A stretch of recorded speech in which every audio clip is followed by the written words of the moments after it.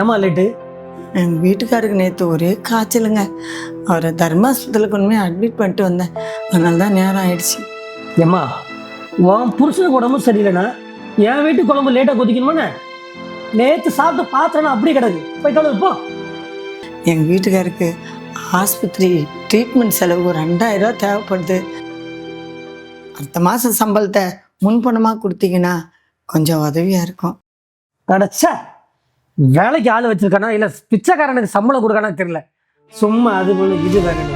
இங்கே பாருமா, முன் பணம்லாம் தர முடியாதுமா. இஷ்டம் இருந்தால் வேலை பாருங்க, இல்லை இப்பவுமே கிளம்பி போயிடுங்க போ. ஐயோ சாமி, வேலையை விட்டு தூக்கிடாதீங்க. அந்த வேலையை நம்பி தான் என் குடும்பமே இருக்கு.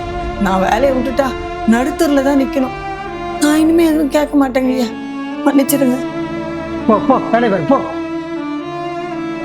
சார் சார், இந்த ஆன்லைனில் டாய்லெட் கிளீனிங் சர்வீஸ் கொண்டு புக் பண்ணி 2 நாள் ஆச்சு சார். இதுவரை எந்த ரெஸ்பான்சிபிலிட்டி வரல சார். என்ன சார் சொல்கிறீங்க? சார் புக் பண்ணி 2 நாள் ஆச்சு சார். வீட்டில் உட்கார முடியல சார், பயங்கர ஸ்மெல்லு. அதனால தான் ஆன்லைனில் நம்ம புக் பண்ணுறோம். யாருமே ஏதோ ஒரு கால் பண்ணல, யாருமே ஏதோ ஒரு வரவே இல்லை. என்ன சார் நடந்துட்டு இருக்கு? Sorry sir. அடச்சே.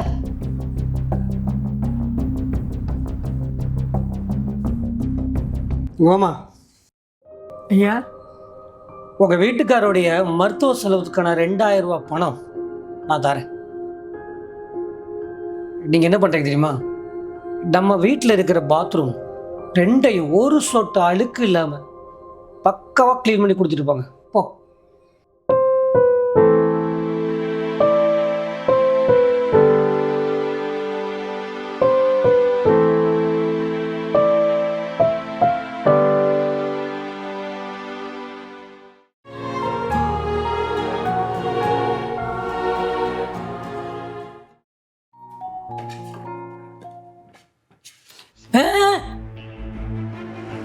கக்கூஸ் போயிட்டு வந்து கையில் ஈர இதுவரை காயவே இல்லை, அதுக்குள்ள சாப்பாடு பிள்ளை கை வைக்கிற.